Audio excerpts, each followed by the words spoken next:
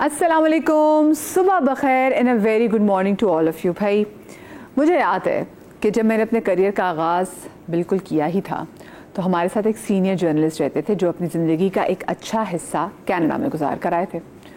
उन्होंने बताया कि उनके वालिदैन की वहाँ पर थी एनिवर्सरी, और एनिवर्सरी भी उनकी थी कोई 40वीं। तो उन्होंने कहा कि जब मैंने अपने कुछ गोरे दोस्तों को वहाँ पे बुलाया और मेरे गोरे दोस्तों ने आके मेरे पेरेंट्स से पूछा कि ये आपकी कौन सी वेडिंग एनिवर्सरी है, तो उन्होंने कहा कि इट्स आ 40th एनिवर्सरी, यानी कि हमारी 40वीं एनिवर्सरी है। तो उन्होंने कहा कि गोरे इस बात पे हैरान। उन्होंने कहा 40th anniversary with the same man, and like of course क्या बातें करें।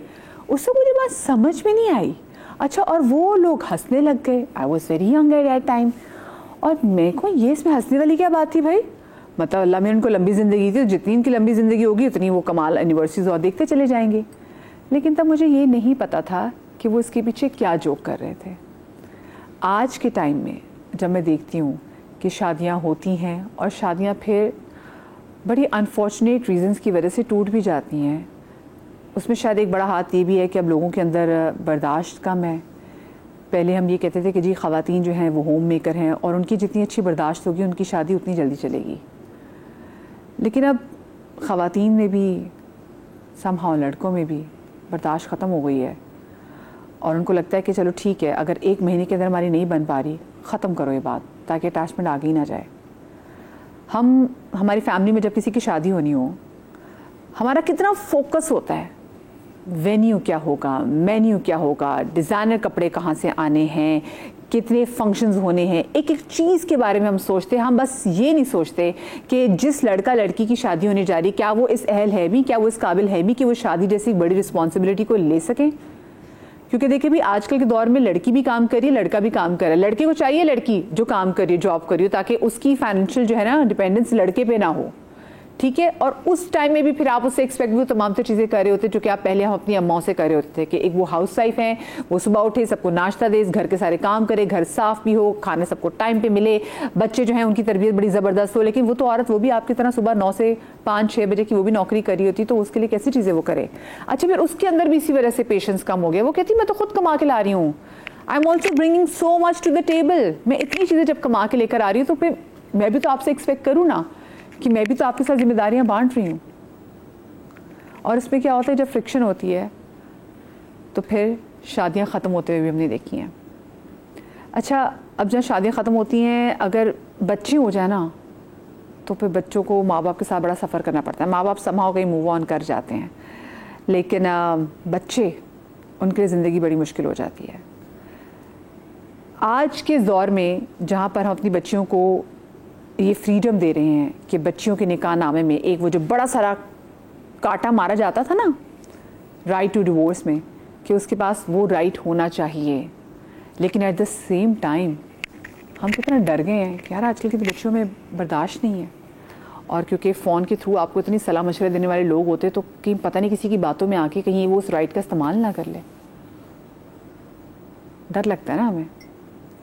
खुला और तलाक मायूब वर्ड लगता है, लेकिन अगर कोई बहुत अपनी शादी से तंग हो, कोई मार खा रहा हो, किसी के घर के हालात बहुत ज़्यादा बुरे हों, बहुत सारी लड़कियां ऐसी होती हैं कि निकाह होते, शादी होती, लड़का बाहर जाता है और आना ही भूल जाता है। बहुत सारी तो हमने आसपास ऐसी लड़कियों को भी देखा। फिर वो क्या करें अपने उस निकाहनामे को लेके, वो इस वजह से भी बड़ी जेन्युइन लोगों की रीज़न्स होती हैं खुला और डिवोर्स लेने की। तो आज हम ज़रा इस हवाले से बात करेंगे।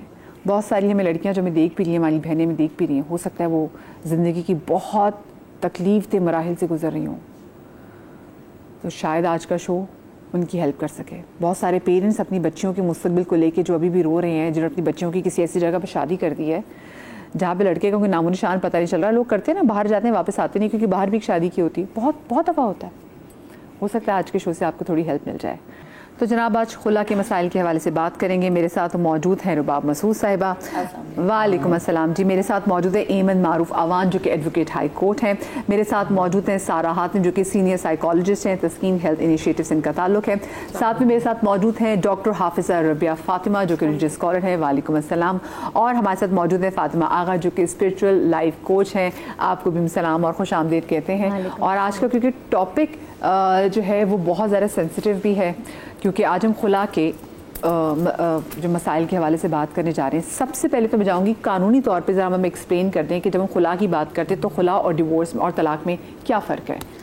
अच्छा, सबसे पहले तो देखें, हमारे पास बेसिकली 3 टाइप्स ऑफ डिवोर्स होते हैं। डिवोर्स, चूँकि हम डिवोर्स और तलाक एक ले रहे होते हैं, divorce is separation basically.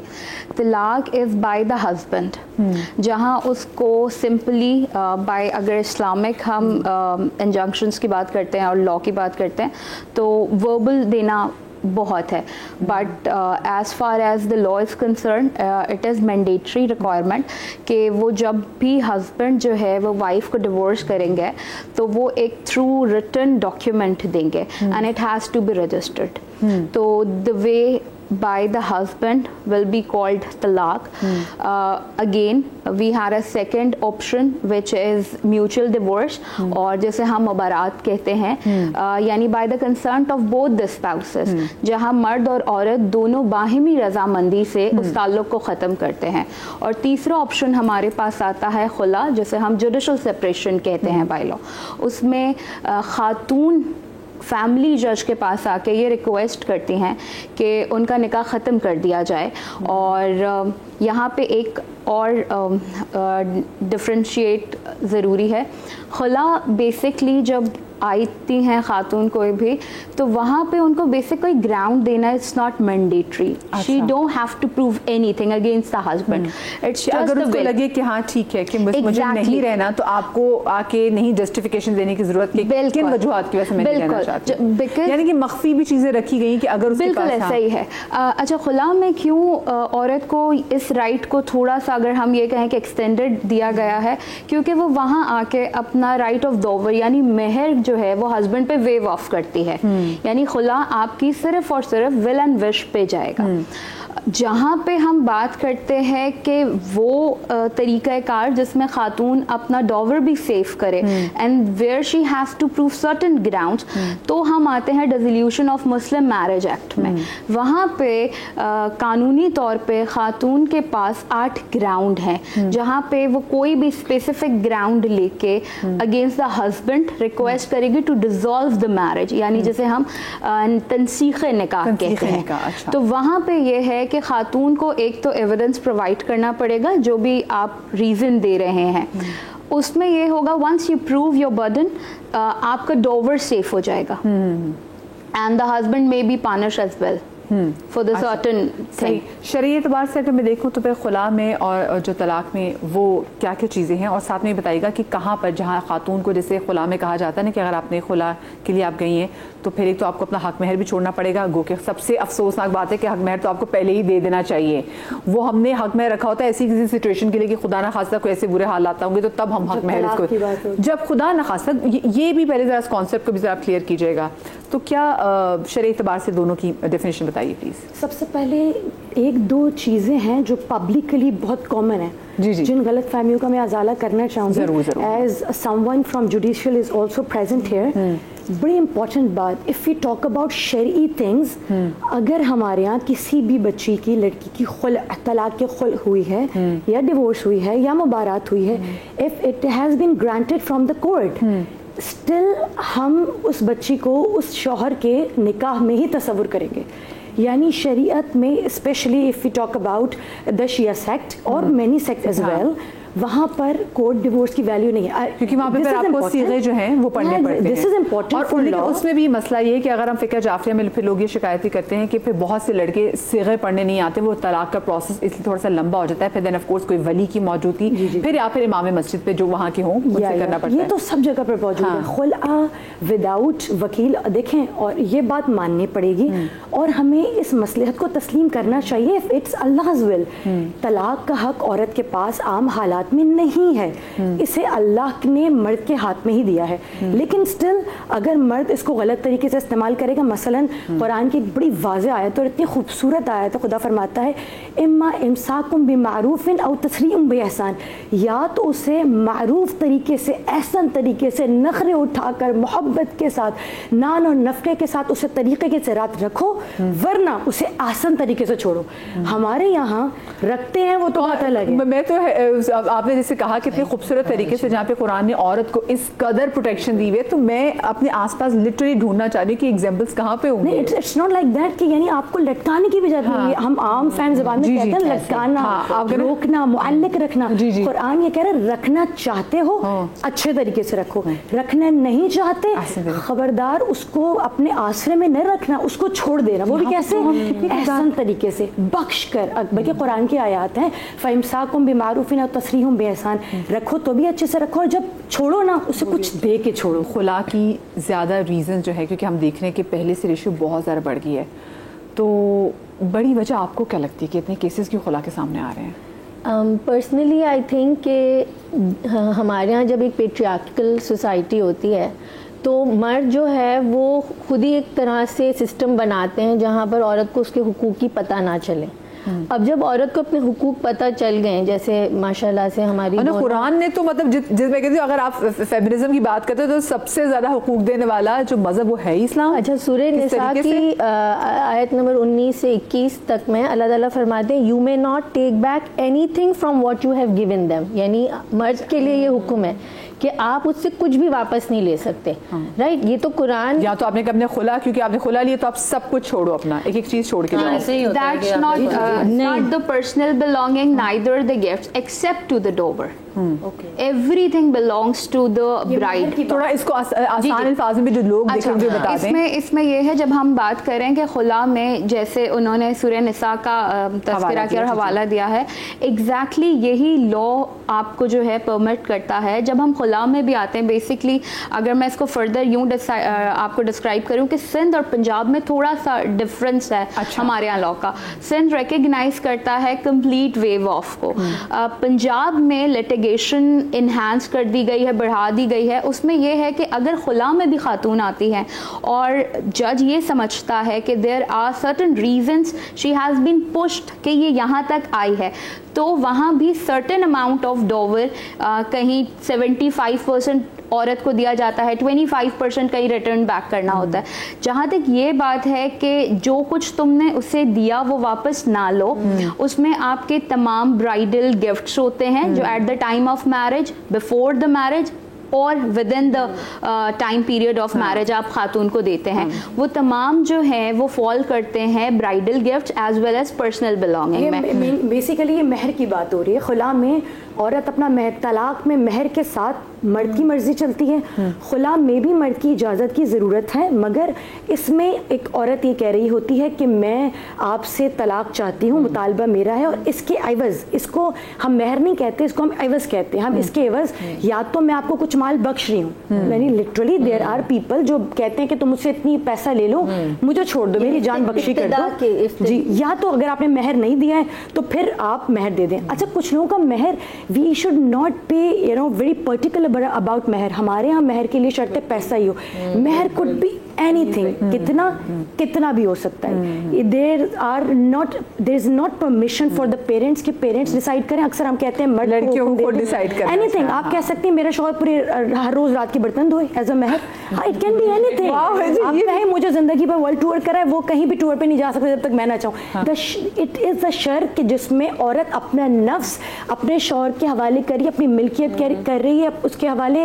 It can be anything, it could be everything, it could be, बाकी उसकी मर्जी है, वो तो शराइत रख रही है, आप माने ना माने, माना तो मानना पड़ेगा। मैंने अपनी उसमें लिखा हज उम्रा ज़ियारत, मैंने कहा ज़ियारत में तो बहुत चीजें आ जाती हैं, आप और ज्यादा बढ़ा सकती हैं, आप कहते हैं साल जाएं। सो आई पर्सनली थिंक कि जब औरत अपने हुकूक को जान लेती है, जब उसमें शऊर बढ़ जाता है, मर्दों को ये बात पसंद नहीं आती कि ये हमारी ज़्यादातर मर्द हजरात हैं, हमने बहुत ज़्यादा मर्द से दीन लिया है, तो कहीं ना कहीं वो जेंडर बयान तो इसीलिए खुला इसलिए बढ़ गई है क्योंकि वो दबाव या वो एक सेकंड ग्रेड डिसीजन मेकर जो औरतों को आमतौर पे समझा जाता है। जब औरत खुल के ये कहती है कि ये मेरे हुकूक नहीं है, फ़र्ज़ करें दीन में मेरे ये हुकूक हैं या शरई तौर पे मेरे ये हुकूक हैं या गवर्नमेंट के लॉ के हिसाब से मेरे ये हुकूक हैं, तो वो मर्दों की अना को बहुत बुरा लगता है।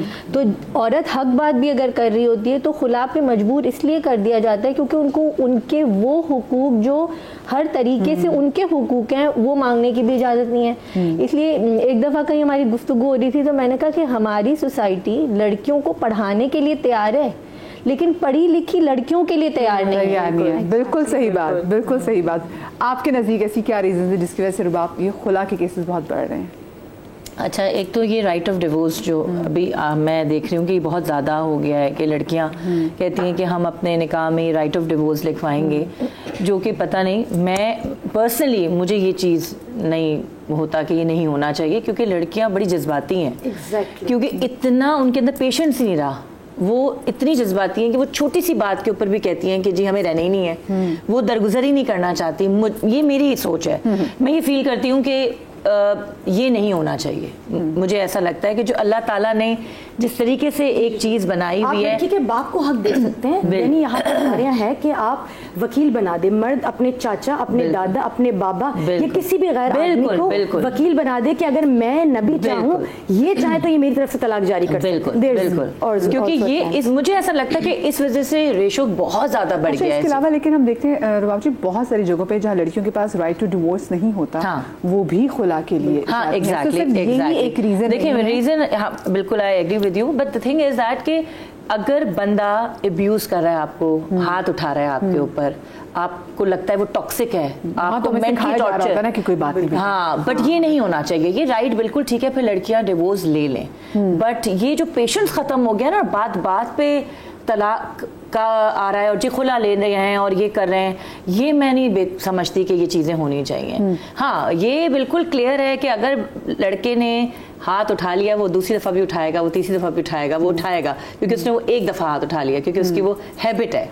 अच्छा, और साथ में हम जो है वो फिजिकल अब्यूज देख रहे होते हैं, हम मेंटली अब्यूज तो बर्गर ज्यादा खतरनाक है, मुझे ऐसा लगता है। हम उस पे बात ही नहीं कर रहे थे कि वो किस तरीके से अगर वो टॉक्सिक शादी है। इस चीज़ को कैसे समझेंगे, क्योंकि मैं बहुत सारे केसेस देखती हूँ हमारी सोसाइटी में, स्पेशली जिस तरह से खानम ने कहा कि वालिद के पास होना चाहिए। आजकल की सोसाइटी में जहाँ औरतों ने अपने जज्बात को वहाँ तक कंट्रोल कर लिया है कि वो CEOs बन चुकी हैं, वहाँ पर वो जज्बाती डिसीजंस तो नहीं ले रही। तो जब आप पर्सनली केसेस को स्टडी करते हैं तो वो खवातीन जिनको खुला तक पहुंचाया जाता है वो कोई खुशी से कभी खुला नहीं लेती, और समझदार अक्लमंद खवातीन कभी भी उसका अब्यूज नहीं करेंगे। लेकिन बहुत सारी खवातीन अपने मेंटल टॉर्चर को एक्सप्रेस नहीं कर पाती, वो उसकी एविडेंस नहीं दे पाती हैं कि मैं इस, वो कहते हैं भाई या तो वो मारता नहीं है। जैसे बात की गई, everyone has a very opinion, मगर why it is important to delegate the power to the wife, because marriage itself is a civil contract ना,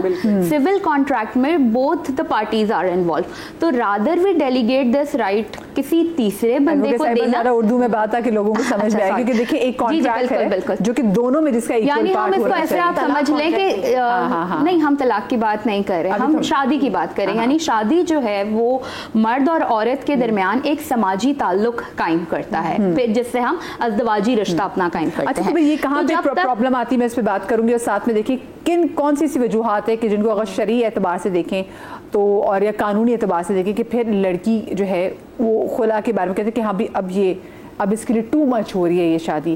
क्योंकि देखिए हम अपने आसपास लड़कियों को पिटते हुए भी देख रही हैं, लड़कियों को देखते हैं कि लोग ससुराल वाले मार भी देते हैं। तो कहते हैं ना कि a divorce daughter is better than a dead daughter. तो ये भी देखें, हम वो पुराने वाले निकल आए हैं, बड़े सर से बाहर निकल आए कि नहीं जी यही मियाँ है, तुम्हारे बेटा तुम्हारी यहाँ से डोली गई है, उठेगी तो मैयत उठेगी, अब वो वाला कॉन्सेप्ट नहीं है। But that does not mean हम उसको एक्सप्लॉइट करें। एक छोटी सी ब्रेक के बाद मिलते हैं, हमारे साथ रहिएगा।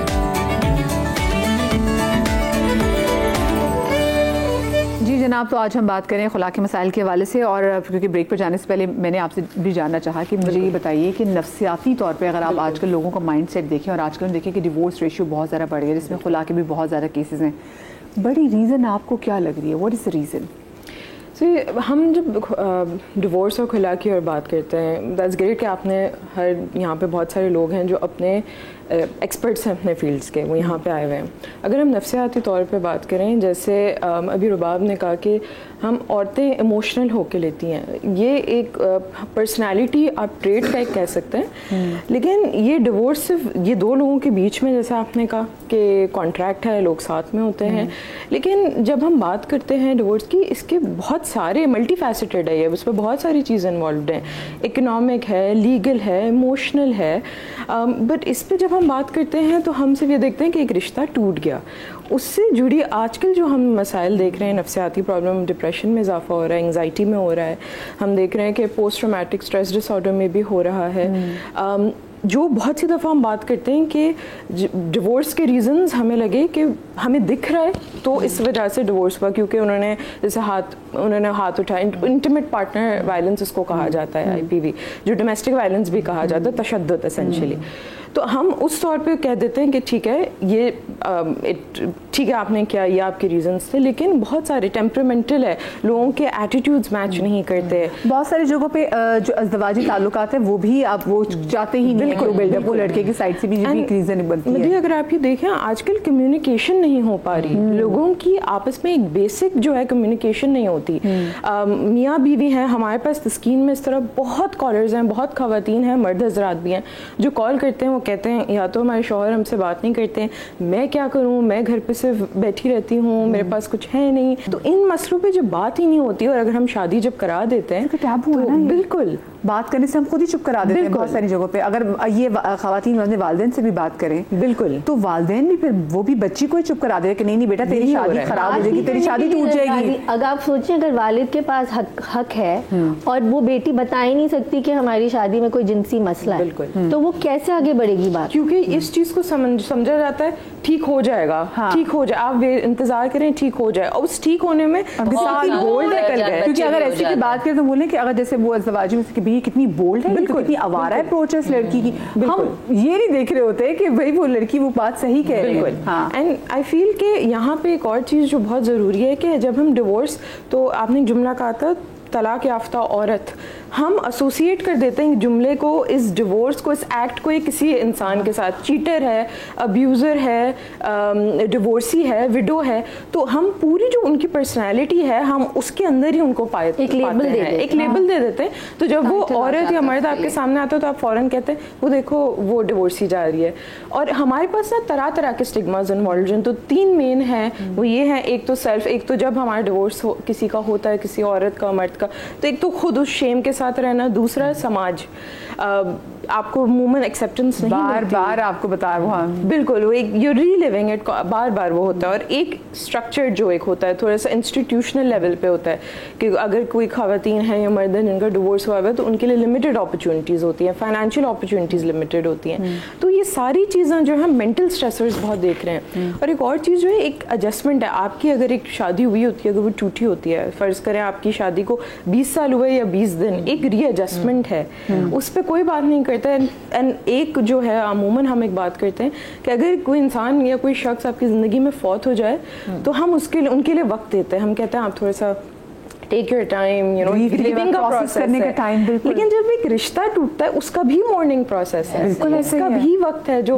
देना चाहिए। लेकिन हम अज्यूम करते हैं सब ठीक है, आप खुश रहें, हो गया, आप इस सब पे निकल आए, एंड देन वी एक्सपेक्ट कि इंसान जो है वो फौरन खुश हो जाएगा, वो अपनी जिंदगी को दोबारा नए सिरे से शुरू कर लेगा। It's not easy. हाँ बिल्कुल सही बात है। मुझे ऐसा लग रहा है कि तलाक और खुला की वजह भी औरत के 3 एज़ कम्पेयर टू नफ़का, नान के अलावा औरत के 3 बेसिक तकाज़े, और ये हदीस में मौजूद है। इमाम सादिक से किसी ने पूछा कि मैं हर शय उसको प्रोवाइड, अपनी औरत को हर शय प्रोवाइड करके देता हूँ, अच्छा कपड़ा, लिबास, हर शय पहनाता हूँ, उसके बावजूद भी मुझसे राज़ी नहीं होती। फरमाया उसका अखलाक अच्छा है? फरमाया हाँ मुझसे अखलाक अच्छा है, मगर नाराज़ रहती है मुझे महसूस होता है, मुझे कराहत से देखती हूँ, उससे मोहब्बत नहीं करती। फिर इमाम फरमाते हैं जानते हो औरत के 3 नफ्सियाती तकाज़े हैं, और औरत जज्बात से बनी हुई है, तुम अक्ल से भरे हो, वो जज्बात से भरी है, वो इमोशनली बहुत ज़्यादा ओवर है। अब कौन से 3 तकाजे? उनके 3 उसके तकाजे, जज्बाती तकाजे। पहला, औरत तवज्जो पे इन्हिसार करती है, तुम्हारे लफ्ज़ों पे इन्हिसार करती है। तुम अगर कहोगे कि तुम खूबसूरत हो, मसलन हम कहते हैं अगर मर्द कहे ना औरत को कि तुम खूबसूरत हो, वो समझती है मैं दुनिया की सबसे खूबसूरत औरत हूँ। मैंने उन खवातीन को देखा है जो लुक वाइज एवरेज होती हैं, मगर चूंकि उनके शौहर उनको अच्छा पहनाते हैं, कहते हैं तुम हसीन हो, समझते हैं हम सबसे हसीन हैं, उनका कॉन्फिडेंस और होता है। बिल्कुल सही बात। फरमाते हैं दूसरा, उसको अप्रिसिएशन की तारीफ की जरूरत है। हाँ। हत्ता के इमाम फिर फरमाते हैं, जानते हो अल्लाह ने झूठ को तुम पर हराम करार दिया है, लेकिन वो झूठ जो तुम अपनी बीवी की तारीफ के लिए बोलते हो, अल्लाह को उस सच से ज्यादा महबूब तरीन है कि जिससे रिश्ते टूटते हो। यानी फिर फरमाया कि जब तुम अपनी खातून के साथ बैठकर हंसते हो, मुस्कुराते हो, फरमाया शैतान चीखता है और चीख कर अल्लाह से शिकायत करता है कि ये किन दोनों को आपस में मिला दिया। फरमाया तीसरा, वो तुम्हारे साथ होने पर अपनी हिफाजत चाहती है कि तुम उसको तवज्जो दो। आप ये देखिए हज़रत अमीर अल मोमिनीन जब जंगों से आते थे हुनैन से, यानी आज तो हमारे मर्द 9 to 5 जॉब्स करते हैं ना, कहते हैं हम थक गए हैं, जंगे हुनैन से बद्र इतनी तवील जंगों से आ रहे हैं और जनाब सैयदा बिछी जा रही है कि अब मैं इस तरह खिदमत करूं। और आप जानती हैं जब अमीर अल मोमिनीन घर में आते थे तो आकर कहते हैं जनाब सैयदा से, फातिमा तुम कितनी कमज़ोर लग रही हो, अब मुझे बताओ मैं कुछ वक्त घर में हूँ, एक रोज़ बांट लेते, एक दिन काम तुम करो, एक दिन काम मैं करूँगा। हत्ता के देखा कि जनाब फातिमा तो ये देखें, यानी अगर हमसे कहा जाता है कि फातिमा तो ज़हरा रोल मॉडल है, तो आप देखें हज़रत अली अपना घर चलाने के लिए क्या करें। हत्ता के रसूल मुबीन जंग से फारिग हुए, तैयार होकर बेटी की ज़ियारत करने के लिए आया, देखा हज़रत ज़हरा एक जगह पर बैठी हैं और हज़रत अमीर अल मोमिनीन आलू छील रहे हैं, या कहा जाता है दाल चुन रहे हैं। जनाब अमीर अल मोमिनीन को इस तरह से देखा कि अभी थक कर आने वाला, तलवारें चलाने वाला, खैबर का दर उखाड़ने वाला अली आया है, तो कुछ बीवी से नखरे उठाता, कुछ होता, ये तो घर के कामों में लग गया, क्या या अली ये क्या कर रहे हो। एक मरतबा हज़रत अली ने अपनी नज़रों को झुका लिया और कहा कि फातिमा मुझे यकीन है इतने दिन घरदारी करके थक गई होंगी, मैं चाहता हूँ फातिमा का हाथ बढ़ाऊँ। तो फिर जानते रसूल मुबीन ने क्या कहा, फरमाया ए अली जानते हो जिस कदर तुम्हारे बदन पर बाल हैं, अल्लाह उतने दिनों के बराबर तुम्हें हर लम्हे के एवज 1000 नेकी अता करेगा। और याद रखो एक मर्द के जंग पर जाने से बेहतर यह है कि वो अपनी बीवी का नखरा उठाया करे। हत्ता कि जिस दौर में ख़वातीन जब अपने ख़ास मंथली साइकिल से गुजरती थी ना, उन्हें दूर कर दिया जाता था। रवायत कहती है, उम्मे हबीबा कहती हैं और मारिया क़िब्तिया कहती हैं कि रसूल मुबीन इस दौर में उस वक्त हमें अपने करीब बुलाते। और देखिए ये तो आज हार्मोनल इम्बैलेंस की बात साइंस कर रही है ना, ये आज दुनिया कर रही है कि भाई औरत को इस वक्त खास अटेंशन की जरूरत है। हमारे आइमा रसूल मुबीन क्या करें, मारिया क़िब्तिया कहते हैं जब हमारे खास अयाम होते थे तो हमें किचन से दूर कर देते थे, लोग हमें हक़ारत से देखते थे, लेकिन रसूल मुबीन हमें करीब बुलाते थे, कहती हैं हमें अपने हाथों से निवाले बनाकर खिलाते थे, हमारे नखरे उठाते थे, हमें बर्दाश्त करते थे। मुझे यहाँ पे छोटी सी ब्रेक लेनी है, ब्रेक के बाद जब वापस आते हैं तो गुफ्तगू के सिलसिले को यहीं से आगे बढ़ाएंगे, हमारे साथ रहिएगा।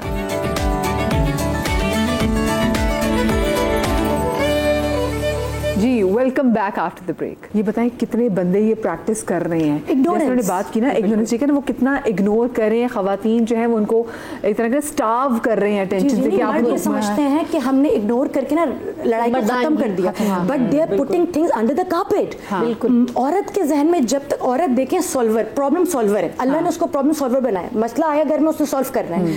मर्द क्या है, वो बातों को दबाने वाला है कि आगे हमें बड़े मसाइल को देखना है, और औरत को समझना चाहिए कि ये मसला छोटा नहीं है। जो आपने कहा ये ज़्यादातर जो हमारे पास कॉलर्स आ रहे हैं जॉइंट फैमिली सिस्टम में हम इसको ज़्यादा देख रहे हैं कि जहाँ पे अगर मर्द आ रहे हैं और ख़वातीन कुछ कह रही हैं, रिक्वेस्ट कर रही हैं, इज़हार कर रही हैं, तो वहाँ पे बाकी फैमिली में जैसा आपने कहा कि वो 2 लोगों के बीच के रिश्ता है, लेकिन उस पर उनको कहा जा रहा है कि नहीं करें, आप छोड़ दें। और हमारे पास जब कॉलर्स आ रहे हैं तो वो हमें कह रहे हैं कि हम बहुत मुतासर हैं, हम अपने शौहर से बात नहीं कर सकते क्योंकि बाकी सब ने भी अपना ओपिनियन बिल्कुल यहाँ तक के वालिदैन जो है वो होने भी नहीं देते। Too much public display of affection हो रहा है, या वो बोलेंगे कि तुम अब बीवियों के उंगलियों पे नाचने लगे। हाँ, तो इस तरह की बातें की जाती हैं, जबकि एक औरत को अगर एक लफ्ज़ तारीफ का मिल जाए ना तो वह ऐसे भर की खिदमत में बिछ जाती है। दफा वो ना मोहब्बत का बार बार अपनी बेगमां से इजहार करते हैं, आप ये भी तो सोचे ना। अच्छा हमारे साथ केस मौजूद है नबीला। अस्सलाम वालेकुम नबीला। जी वालेकुम अस्सलाम। मेरी शादी को तकरीबन 4 साल पहले हुई थी ना, मेरी लव मैरिज थी।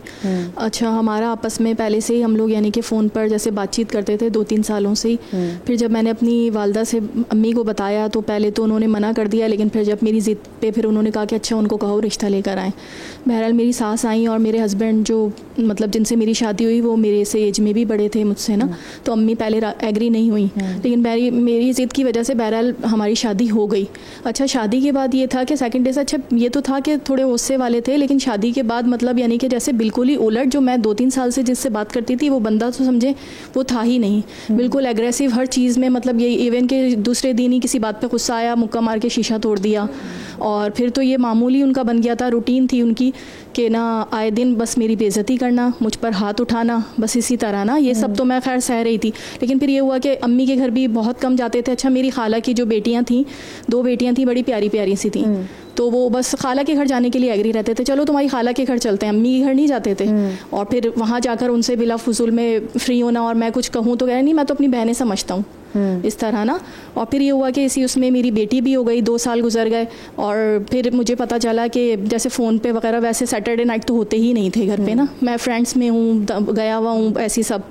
फिर ये हुआ कि मैंने नोटिस की ये बात कि वो ऑफिस में कोई थी तो उनसे अफेयर था उनका ना। तो बस फिर ये था कि एक दिन तो ऐसा हुआ कि मैंने उनके वॉइस मैसेज, उनका फ़ोन खुला रह गया था, वॉइस मैसेजेस वगैरह सुने, तो वो तो शादी का मतलब यानी कि प्लान बन रहा था और इस तरह ना। तो मैंने ये सब बोला तो उस पर उन्होंने मुझे बहुत ज़्यादा मारा। तो सेकंड डे जो है सुबह में मैंने अपनी अम्मी को कहा कि मैं अब नहीं रह सकती ना इनके साथ। तो अम्मी ने कहा कि ठीक है, हम लोग आएंगे, ऑफिस गए हुए, और मेरी सास होती थी बस घर में, तो आएंगे और हम लोग लेकर चले जाएंगे। अब अम्मी मेरी आई हैं, तो जब सास को ये सब बातें पता चली, मम्मी ने कहा बैग पैक कर लेना, मेरी बच्ची थी, मैंने अपना बैग पैक किया, तो सास ने जो है बड़ी लड़ाई झगड़ा किया और अम्मी को धक्के देके घर से निकाल दिया कि नहीं, ये तो अब शादी हो गई, हम मारें या तोड़ें, हमारी बच्ची है, और इस तरह ना, जब मेरा बेटा आएगा तब आना, ये मतलब इस तरह निकाल दिया मेरे पेरेंट्स को। फिर उसके बाद जो है मेरी अम्मी और अब्बू जो हैं वहीं इलाके का जो थाना था वहाँ पर जाके उन्होंने रिपोर्ट करवाई। तो वहाँ पे जो लेडी वो थी पुलिस वाली, तो फिर उन्होंने बड़ा कोऑपरेट किया, वो साथ आई, उन्होंने मेरा बयान लिया। मैंने कहा नहीं, मैं नहीं रहना चाहती अब इनके साथ। फिर वो मुझे मेरे घर वापस ले गए। अब ये हुआ कि फिर हमने, जो मेरी पड़ोस में थी वो लॉयर थी, तो उन्होंने फिर उनके ज़रिए हम लोगों ने केस खुला का फाइल करवाया। फिर ये था कि जब जब पेशी होती थी वो आते ही नहीं थे। इसी तरह साल गुजर गया।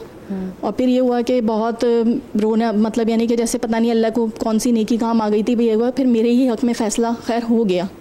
अब ये कि बच्ची मेरी है, वो मिलना चाहते हैं, मैं भी नहीं चाहती कि चलें सही है वो मिलें, लेकिन मैं ये चाहती हूँ कि वो ख़र्चा तो उठाएँ, लेकिन वो ख़र्चा भी देने के लिए राज़ी नहीं है। शरई तौर पर औरत भले जितनी भी इंडिपेंडेंट हो, अगर औरत ख़ुद पर या अपने बच्चों पर ख़ुद भी कुछ भी खर्च करती है शादी के दौरान या शादी के बाद, वो मर्द पर कर्ज है। हर इंडिपेंडेंट औरत सुन लें, सेल्फ डिपेंडेंसी वेरी इंपॉर्टेंट। लेकिन हम औरतों ने ना मर्दों को खुद सर पर चढ़ाया। मैं इस चीज़ के ख़िलाफ़ नहीं हूँ कि औरत काम करे, औरत बिज़नेस करे। रसूल अल्लाह के दौर में रसूल अल्लाह इस बात को प्रमोट करते थे, उम्मे सलमा को दस्तकारी करें, तिजारत करें, एवरीथिंग वाज देयर।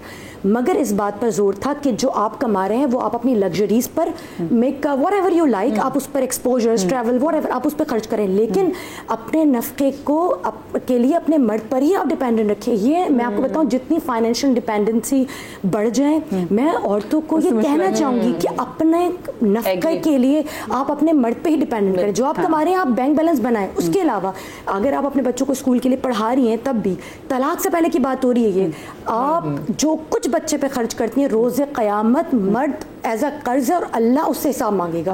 और तलाक के बाद अगर तलाक देती हैं तो आपको ये पता ही होगा कि इद्दत में मेंटेनेंस मर्द ही देगा पूरे 3 महीने तक। और उसके बाद भी जब इद्दत ख़त्म हो जाती है, बच्चों का पूरा नानो नफ़का, पूरा खर्चा, चाहे बेटी हो चाहे बेटा हो, मर्द के ऊपर है। और अगर जो औरतें खर्च कर रही हैं, लिटरली मर्द इस चीज़ से आज़ाद नहीं रह सकते, ना दुनिया में ना दुनिया में भी दिया। मैं आपसे जानना चाहूँगी कि अगर हम इसको कानूनी पहलू से देखें तो देखिए, अभी जैसे उनकी बच्ची को वो कोई खर्चा नहीं, और आपकी बच्ची कितनी बड़ी है? 6 मंथ्स की है। सॉरी 6 मंथ्स की नहीं, 1.5 साल की। 1.5 साल की इनकी बच्ची है। और मियाँ अब देखिए एक तरह से चीट भी कर रहे थे, और उसके बाद फिर भी तलाक का process was hard for her, और वो बच्ची को भी आगे से कुछ नहीं दे रहे। अच्छा देखिए, इसमें मदीहा ये है कि लॉ बहुत क्लियर है इस मामले में। फिर जैसे मैडम ने कहा कि हम जो जितने भी हमने लॉ ड्राइव किए हैं, basically since we are in the Islamic country, तो हमारे सारे कवानीन जो हैं वो इस्लाम की रूह पे ही हैं, और उसी की हमने बेस ली हुई है।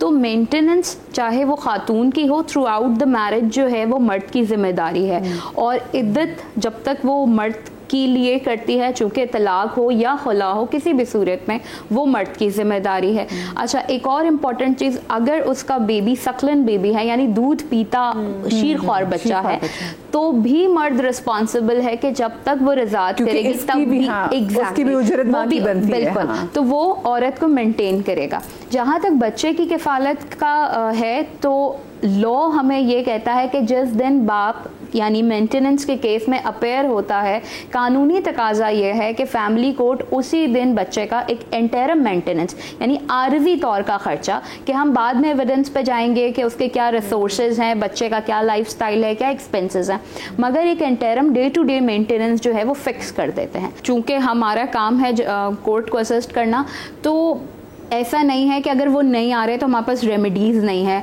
उनके वारंट जारी हो सकते हैं, उनको गिरफ्तार किया जा सकता है अगर वो मेंटेन।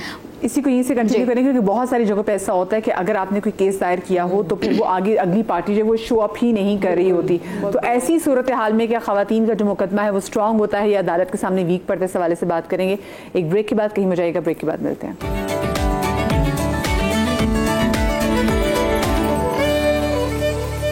ब्रेक के बाद आपको एक बार फिर से खुश आमदीद कहते हैं। खुला के मसाइल की वजह से आज हम बात कर रहे हैं और खुला के मसाइल में मकसद ये भी देखने कि जब लड़की कोर्ट का दरवाज़ा खटखटाती है और उसके बाद जब उसकी कोर्ट की प्रोसीडिंग्स भी शुरू होती हैं तो बहुत सारी जगह पे दूसरी पार्टी यानी कि जो लड़के की पार्टी की तरफ से ये चीज़ ज़रूर की जाती है कि वो शो अप नहीं करते केसेस में, और वो डिलेइंग टैक्टिक्स जो है उसका इस्तेमाल होता है, चाहे वो बच्चे की कस्टडी के हवाले से हो, चाहे वो डिवोर्स के हवाले से हो, चाहे वो नान नफ़के के हवाले से हो। और कोशिश की जाती है, जैसे कुरान में कहा गया कि एक ऐसन तरीके से आप उसको ऐसे तरीके से फारिग करें, तो वो ऐसा तरीका हम कहीं देखते नहीं। हम ये ज़रूर देखते हैं कि कोर्ट में देखिए, ये हमारे साथ तो वकील साहिबा हैं, इनका तो काम है कोर्ट का, लेकिन ये बहुत अच्छे तरीके से जानते हैं कि जब कोई भी खातून कोर्ट के अंदर एंटर होती है, जब कचहरी के अंदर आप एंटर होते हैं तो 100 नज़रें जो उसको देख रही होती हैं, तो कहीं ना कहीं वो ये देख रहे होते कि अच्छा भाई ये औरत कोर्ट क्यों आई है, क्योंकि वो हम उसी वक्त उस औरत को जज करना शुरू कर देते हैं। ये है हमारी मेंटेलिटी हमारी सोसाइटी की, जैसे कि औरत से अपना हक मांगने के लिए आ रही हो, पर हम उसको करेंगे कोर्ट में जो औरत आई है। तो मुझे बताएं कि अगर ऐसा हो,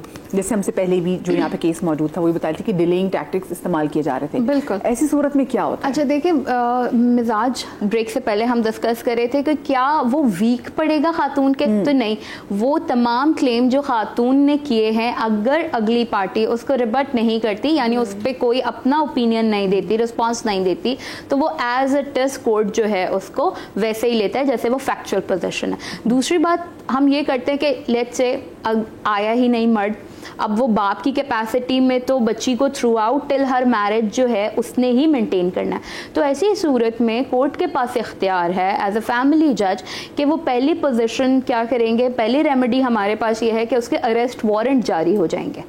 फैमिली कोर्ट भी मर्द के अगेंस्ट अरेस्ट वारंट जारी करेगी, यानी वो जहाँ भी है उसकी जो करंट लोकेशन है, करंट एड्रेस है, वहाँ पुलिस के थ्रू उसको अरेस्ट करवा के कोर्ट में प्रेजेंट किया जाएगा। इन केस अगर हम ये समझते हैं कि वो अरेस्ट भी नहीं हुआ, कभी ऐसा है कि वो outside the jurisdiction of Pakistan रहता है, ये कोर्ट के जुरिसडिक्शन से बाहर रहता है, तो उस सूरत में कोर्ट के पास इंफॉर्मेशन उसकी किसी भी प्रॉपर्टी की, किसी भी रिसोर्स की, बैंक अकाउंट की, अब हमें पता है एफबीआर कितना सिस्टमैटिक चलता है, आपके एक सीएनआईसी पे आपकी सारी प्रॉपर्टीज, आपका बैंक अकाउंट, आपके एसेट्स सब आ जाते हैं, तो कोर्ट हैज़ द पावर कि वो वहाँ पे बच्चे की मेंटेनेंस या खातून की मेंटेनेंस लेने के लिए वो प्रॉपर्टीज अटैच कर सकते हैं और वो सेल आउट करके वो वहाँ से बच्चे की मेंटेनेंस जारी करेंगे। अच्छा, ये तो मेंटेनेंस की बात होगी, जो खातून का नान नुस्खा है जब वो एक औरत जब वो खुला लेने के लिए जाती है, और अक्सर मैं लोगों को देखती हूँ कि लोग अच्छी खासी जिंदगी के साल गुजारने के बाद कहीं पे अगर बंदे को लगे और तो बंदा वहाँ पे डिवोर्स दे दे और वो औरत वो जो जिस घर में वो रह रही होती है जिसको उसने खुद बनाया होता है वो रातों रात उस घर से बाहर निकल जाती है। इससे अच्छा तो आप कहते हैं कि वेस्ट में अच्छी चीज़ें कि अगर जब डिवोर्स हो तो उसको पता है कि हाफ चीज़ होगी,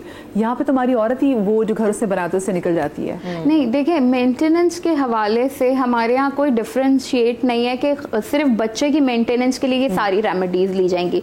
ये अगर कानून के अंदर अगर जज ने औरत को अलाउ कर दिया है उसका मेंटेनेंस, चाहे वो उसका पास्ट मेंटेनेंस था चाहे वो फ्यूचर मेंटेनेंस है, अच्छा ऐसा भी है, ज़रूरी नहीं है, ये भी एजुकेट करना हमारा बड़ा कि एक मर्द जो है वो मेंटेन नहीं करा खातून को, अब वो जो है वो सेपरेशन लेने नहीं आई हैं, वो सिर्फ कोर्ट में आके ये भी कह सकती हैं और उनको बाउंड डाउन करा सकती हैं कि ये मुझे मेंटेन करे, ये मुझे खर्चा नहीं देता, ये मुझे खर्चा नहीं देता, basically it is a financial cruelty ना। हम तो अभी तक जो है वो क्रूअल्टी सिर्फ और सिर्फ जो है फिजिकल अब्यूज का समझते हैं। अगर ये भी बहुत सारी खवातीन जाए कोर्ट में अपना हक मांगने के लिए तो शादियां खराब हो जाती है कि इससे तो मियां के खिलाफ कोर्ट चली गई, ये तो कल खिलाफ कुछ भी कर सकती है। It's a social taboo because of which जो औरत के अपने हकायक हैं वो नहीं मांग सकती। यही मैं आपको बता रही थी, अगर एक औरत बाशऊर हो जाए और अपने ये हुकूक मांगने लगे तो उनके अपने माँ बाप कहने लगते हैं इतने बेशर्म हो गई हो, खुलेआम जाके पैसे मांग रही हो, हमारी इज्जत को क्यों दाव पे लगा रही हो। लेकिन फाइनेंस हमारी एवरीडे ज़रूरत है, खाना पीना स्कूल की फीस नहीं दे रहे होते और मुतालबा करने के बावजूद भी औरत को लालची बोलते हैं। यहाँ पे ये जैसे हमने पहले बात की कि हम खुला तक तो आए हैं, मगर हमें एजुकेट ये भी करना है कि जब निकाह हो रहा है तो वो जो डॉक्यूमेंट है बेसिकली वो बड़ा इम्पोर्टेंट है। वो जो काटम पीटियां पहले से होके आती हैं वो ना सिर्फ औरत को उस पर बात करनी चाहिए बल्कि अब पेरेंट्स को उस पर बात करनी चाहिए कि ये अगर दिया है तो ये शरई तकाज़ों को पूरा करते हुए कानून साजी की गई है औरत को सिक्योर करने के लिए। अगर आप निकाहनामा को हम थॉरली पढ़े तो उसमें मेंटेनेंस आपको अलाउ होती है कि आप कितना नान नफका देंगी, आपको पावर ऑफ डिवोर्स डेलीगेट किया गया है नहीं, आया महर के अलावा कोई जायदाद लिखी है या नहीं, कोई गिफ्ट दिया है तो वो कैसे दिया। तो जो बात मैंने बिल्कुल शुरू में की थी कि सिविल कॉन्ट्रैक्ट है, बेसिकली उसको अगर हम वैसे ही फिल आउट करें, नहीं अगर जो ना दे सकें, जिनकी हैसियत ही ना हो, जो ना कर सकें बेचारे, देखें ऐसे भी लोग हैं। फिर वही बात है ये निकाह जो है वो इजाब कबूल है ना, यानी एक ऑफर आई जब तक मैं उसको एक्सेप्ट ही नहीं करी तो निकाह कंप्लीट ही नहीं हुआ, तो वो तो म्यूचुअल एक्सेप्टेंस है। वो करके भी फिर लड़कियां फंस जाती हैं। लेकिन बहुत अच्छी बात बल्कि फंस जाती हैं पढ़ने की। इसको बिल्कुल अक्सर इस पे तो बात ही जब शादी की बात होती है, जैसे आपने कहा कि हम तैयारियों पे फोकस करते हैं, कौन से कपड़े क्या हैं, जब इस पे बात होती है तो बस अब दस्तखत कर दें। वैसे मैं आपको तो इस बात में बहुत प्राइड देती हूँ। एक बार हमने इस पे शो भी किया हुआ है, हमने पूरे बोर्ड पे लगा के निकाहनामा, फिर हमने फिका जाफरिया से और फिका हनफिया दोनों से हमारे साथ उलमा मौजूद थे और फिर हमने शिक वाशिक हमने एक एक को रीड किया कि इसमें इसके क्या मुराद हैं, इसके क्या मुराद है, क्योंकि और फिर वो इतना जरूरी है कि वो लोगों को पता चले, क्योंकि आप एक नौकरी करने के लिए जाते हैं तो साथ में कितने अम्मी अबू भाई बती सबको बिठाते कि अच्छा भी मेरा कॉन्ट्रैक्ट पढ़ लो, इसमें कहीं मैं फंस तो नहीं रही। ये तो फिर आपका निकाह है। वेडिंग में गई, मेरी अपनी बेस्ट फ्रेंड की वेडिंग थी, शी वाज अ जर्नलिस्ट, पढ़ी लिखी थी, बाहर से पढ़ के आई थी। तो जब उसकी निकाह हो रहा था तो मौलवी साहब बैठे हुए थे, उन्होंने कहा बेटी साइन करो। उसने बोला मौलवी साहब मैं अब टाइम लूंगी, मैं इसको पूरा पढ़ूंगी, अच्छी तरह चेक करूंगी। जाहिर है पढ़ने में थोड़ा टाइम तो लगता है। जो बेचैनी, जो अल्फाज उसके लिए इस्तेमाल होना शुरू हो गए, जो ससुराल की तरफ से तनकीदें शुरू हो गई कि ये तो निकाह के टाइम पे तलाक की बातें करी, इतना वो पढ़ने की सिर्फ बात वो पढ़ रही थी खाली, और वो कह रही थी कि ये मैं कॉन्ट्रैक्ट समझ के देख के जहाँ जो लिखना है वो करूंगी, ये मेरी जिंदगी का मामला है, राइट। और आप सोच नहीं सकती कि उस वक्त उस हॉल में कितना टेंशन था, ना सिर्फ माँ बाप और ससुराल बल्कि मेहमानों ने बुरा भला बोलना शुरू कर दिया। वो तो चाहे उसकी तरफ से हो या लड़के वालों की तरफ से हो। अब तो ये हो गया ना कि अच्छा जी निकाह होने वाला है, पहले ही से ही आप निकाह नामा पढ़वा दें। हाँ, और आप अपने बता दें कि भाई वहां पे तमाशा ना हो। यही वाली बात है कि इस तरह की चीजें कहना, ये तो नहीं लोग कैसे बोलते हैं, मैं लोगों की बात बता रही हूँ। इन्हें कहते हैं कि तमाशा ना हो, कि जी पहले से ही आप इन चीजों को सॉर्ट आउट करें कि ये बाद में आप लोग है ना फिर कहेंगे जी तमाशा हो रहा है। अच्छा, हमारे साथ एक केस भी यहाँ पर मौजूद है। अस्सलाम वालेकुम मरियम। वालेकुम अस्सलाम। जी मरियम, मेरे साथ मसला ये है कि मेरे जो हस्बैंड थे वो जो है ना बहुत शक और शुबात करते थे। मतलब वो उनको कहें कि वो एक तरीके से साइको थे। इवन कि वो मुझे ना लेडीज़ से भी बात करने नहीं देते थे। मैं अगर अम्मी के घर जा रही हूँ तो भी वो बस ना कि कहीं तुम्हें जाना नहीं है, किसी से तुम्हें कोई बात नहीं करनी, कुछ भी नहीं करना। बराबर में ऊपर नीचे पड़ोस रहते थे, कोई बराबर वाली आ गई कभी कुछ लेने देने, आपको पता है होता है सोसाइटी में। लेकिन वो किसी चीज़ पे भी बर्दाश्त नहीं करते थे। एक दफ़ा मेरी एक फ्रेंड मेरे घर आई हुई थी, बैठी हुई हम लोग बात कर रहे थे, घर आए बस आके बदतमीज़ी शुरू कर दी, चीखना पुकारना कि मना किया है तुम्हें और तुम्हारे घर कोई नहीं आएगा, कि तुम्हें समझ में नहीं आता। कोई बैठा हुआ है, कोई तमीज़ होती है, कोई मैनर्स हैं, दोस्त है, अभी थोड़ी देर के लिए आएगी चली जाएगी। नहीं भाई, वो उनका शक जो था ना, वो शक मुझे आज तक समझ नहीं आया कि उस इंसान का ये शक है क्या। शक समझ में आता है कि किसी जेंट से आप बात कर रही हैं, कोई अदर साइड से आपके घर आ रहा है, कोई अननोन पर्सन है, कोई कज़न है, चले वो भी समझ में आता है मर्द का शक करना, लेकिन मुझे लेडीज़ का शक करना नहीं समझ आता था। इवन कि मुझे अम्मी के घर भी जाने के लिए ना बड़ा खुशामदे मिन्नतें करनी पड़ती थी समाज कि आज चली जाओ, तो बस मतलब जा रही हूँ, तो बहनों से बात करने में शक-व-शुबात, और घर आते थे तो इतनी bad language, loose language use करते थे कि मैं आपको बता नहीं सकती। इस तरीके से इतनी मुश्किल मैंने उस इंसान के साथ ज़िंदगी गुजारी है ना। उसी दौरान 2 बच्चे भी थे मेरे, तो फिर बच्चों के साथ ये था कि बस हमारे तो ये भी होता है ना कि बच्चे जो एक और बच्चा पैदा करो और सही हो, ठीक हो जाएंगे, फिर पैदा होने से चीज़ें ठीक हो जाएंगी, बफर समझा जाता है कि भाई शायद बच्चे हैं तो अब समझ आ जाएगा, थोड़ा समझ जाएगा, लेकिन जो नहीं समझने वाला होता ना वो नहीं समझता। खैर वक्त गुजरता गया, फिर एक दफ़ा ये हुआ कि भाई लेके गए, बड़ों में बैठ के बात करेंगे, इस मसले को सॉर्ट आउट करना है, कब तक गुजारोगे ऐसे। अम्मी क्या लेकर गई, वहाँ बैठी बातचीत हुई। तो कभी भी मैं कहती हूँ कि बहुत कम मर्द होते हैं जो अपनी गलती एक्सेप्ट करते हैं, कभी भी नहीं करता मर्द ना, वो हमेशा वही कहता है कि ना औरत की ही गलती है, सारी गलतियाँ मेरी निकाल दी, मुझे बता दिया। फिर घर वालों ने समझा बुझा के भाई चली जाओ, बच्चों का साथ है, गुजारा कर लो, वक्त आने के साथ बच्ची बड़ी होगी, बेटी है, सही हो जाएगा। लेकिन जो इंसान को नहीं सही होना होता वो कभी भी सही नहीं होता। खैर हम घर आ गए, ज़िंदगी वैसे ही गुजरती गई, लेकिन उस इंसान को कभी सही नहीं होना था। परेशानी का आलम ये था कि कब बराबर में से अगर कोई इंसान आ जाए ना और कोई कहे कि यार आज मुझे सुमेरा की ये चीज़ दे दो, मरियम हमें यहाँ से यहाँ करना है बेटी से, तो उसके पर भी तुमने इसको घर आने कैसे दिया, बात कैसे करने दी। तो ये शक समझ में उनको वैसे भी कोई सोशल एंग्जाइटी थी, लोगों से मिलने जुलने में उनको प्रॉब्लम होती थी, मतलब मेरे साथ ओनली मेरे साथ। तो आपकी फिर बात उनसे, फिर आपने खुला कब ली उनसे? मैंने उनसे फिर खुला इसलिए लिया ना कि भाई मेरा गुजारा मुश्किल हो गया था। मैं उस इंसान के साथ रह के मैं खुद भी साइको हो गई थी, मैं परेशान हो गई थी कि मैं किसी से बात नहीं कर सकती, कहीं जा नहीं सकती, एक 4 दीवारी में बंद रहना कितना मुश्किल हो जाता था।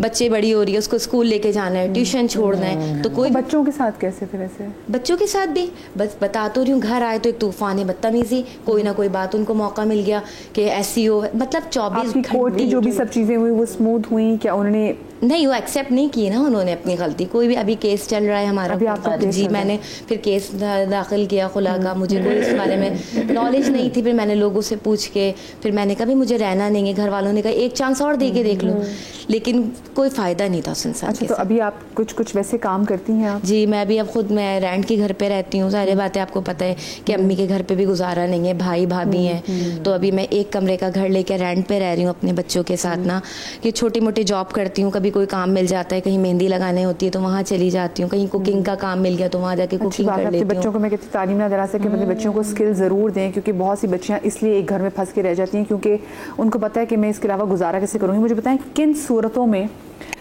खुला लेना या डिवोर्स लेना जायज़ है? बहुत सारी सूरतें जिसे हम शराइत कह सकते हैं कि इसमें औरत सोच सकती कि तलाक़ की तरफ चली जाए। उनमें से वही जैसे हम बात कर रहे थे, सबसे पहले तो physical torture. I am very much sorry to say कि हमारे यहाँ जो औरत पर फ़िज़िकल टॉर्चर है वो मर्द के हकूक़ में से एक हक़ बना दिए गए, और इसके लिए हम सबसे बड़ा जो बरनामा लेकर आते हैं और सबूत लेकर आते हैं और नस लेकर आते हैं वो कुरान है, कि कुरान तो कह रहा है कि तुम मारो। कुरान तो ज़राबा का लफ्ज़ इस्तेमाल कर रहे हैं, जबकि जब हज़रत इब्न अब्बास से हमें रिवायत मिलती है कि हुज़ूर अकरम के पास वो गए और आके पूछा कि रसूल अल्लाह क्या मैं अपनी औरत पर हाथ उठा सकता हूँ? का रीज़न क्या है? का बद अखलाक है। कहा हाथ उठाने की जहाँ तक बात है, क्या तुम उससे मारोगे जो खुद तुमसे खल्क हुई है? और उसमें कोई दो राय नहीं है, कुरान की आयत है, औरत मर्द से खल्क हुई है।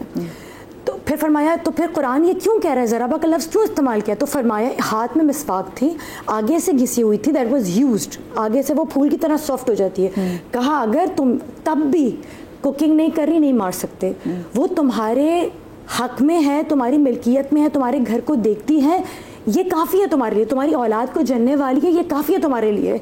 अगर वो खाना नहीं पकाती है, ठीक है, अगर वो कोताही करती है घर के कामों में, तब भी तुम उसको मार नहीं सकते, सिर्फ एक सूरत में कि तुम्हारी इजाज़त के बगैर ऐसी जगह जाती हो, नॉट एट ऑल, आप शिकायत भी नहीं कर सकते इस पर। उस पर आप कितना, वो जो मिसवाक की घिसी हुई छड़ी है उससे भी हल्का सा मारो, और अगर आपने ऐसे मारा कि उस पर निशान आ गए तो उस पर दियत है। औरत को चाहिए कि उसका तकाजा करके उससे वो मांग सकती है। अगर औरत को ये मसला हो, मैंने ये शरीयत में पढ़ा है, मैं अपने अप्रोच नहीं बता रही, कि मर्द खर्राटे लेता और मैं सो नहीं सकती, it can also be the reason कि वो खुला के लिए बात कर सकती है, देन वो जाए अपना इलाज करवाए। टॉर्चर इतना भी है कि तलाक देने का बार बार कहना, देयर वाज अ केस कि जिसमें मेंटल टॉर्चर या जैसे हम इमोशनल टॉर्चर कहेंगे, लॉ ने रिकग्नाइज किया कि जहाँ सिर्फ मर्द उठते बैठते यही धमकी देता है कि मैं तुम्हें डिवोर्स कर दूंगा, मैं तलाक दे दूंगा, मैं छोड़ दूंगा, ये इटसेल्फ ये एक टॉर्चर है जो औरत इमोशनली और मेंटली बर्दाश्त कर रही है। तो डोमेस्टिक वायलेंस में जो हम सारे कैटेगराइज हमने किया है वो बेसिकली फिजिकल भी है, इमोशनल है, मेंटल है, फाइनेंशियल है।